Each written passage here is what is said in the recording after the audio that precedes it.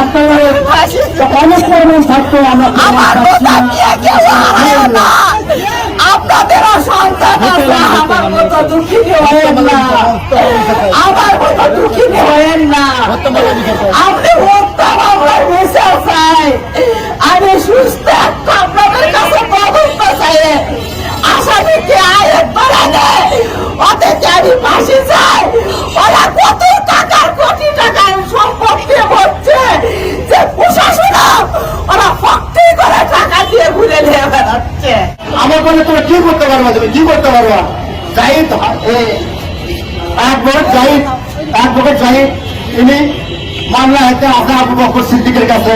আবু বকর সিদ্দিক, সে আবু বকর সিদ্দিকের যে মামলা ডিল করতেছে ইন্সপেক্টর জাহিদ এসআই জাহিদ, ইনি অ্যাডভোকেট, ইনি হচ্ছে দায়িত্ব দুই মায়ে মামলাটা নিয়ে দুইজন মিলে এটা ডিল করতেছে। আমাকে না বলতে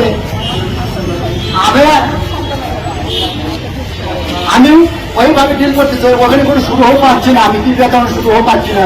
এখন বর্তমানে আমি সাংবাদিক ভাইয়েরা আপনার কাছে অনুরোধ, এখন আমার আপনাদের কাছে একটা অনুরোধ, আপনারা সূত্র তদন্ত ভাবে নিশ্চিতভাবে সূত্র তদন্ত নিয়েটাকে আপনারা সঠিক কথা আপনারা নিয়ে আসে। আপনার কাছে একটাই অনুরোধ, আপনারা সঠিক তথ্যটা আপনারা দায়ী করেন।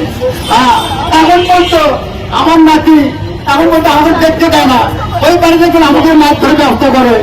আমার কোর্টে গেছি, কোর্টে যে আমি মামলার উকিলের কাছে গেছি, আমার ওই আমাদের ওইখানে সুমন এক বছর সুমন তাকে কিভাবে মারধর করে। আমার 3টা লোক থেকে বলে কি এই তুমি এখান থেকে ফেলে দিয়ে পাইপ করে পিছে ফেলে দেবো, তুই শুধু আমাদের মামলাটা না তুলে দিস তাহলে তোদেরকে আমি পাইপ করে পিছে ফেলে দেবো। আমাদের উকিলের সামনে আমাকে বলে কি এখনো তুই কেমন কোনো পাচ্ছি যার এখান থেকে তোমাকে না দিলে তোকে পেট করতে ফাঁকে ফেলে দেবো, লাঠি মারবো, কাউলে ফেলে দেবো, আমাকে হুমকি দেয়। এবং আমার লাঠিকে, আমার লাঠি সুস্থ লাঠিকে তারা কেন মাথা স্মৃতিশক্তি আরো দিল বলে লাঠি নাই, কেউ নাই, আমি মানুষ করলাম, সে লাঠিকে আমাকে দেখতে দেয় না কেন?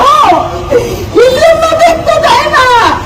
আমার লাঠিকে সুস্থ লাঠিকে নিয়ে যায় মাথার স্মৃতিশক্তি আরো নিয়ে আসে, সে আমাকে চিনতে পারে না।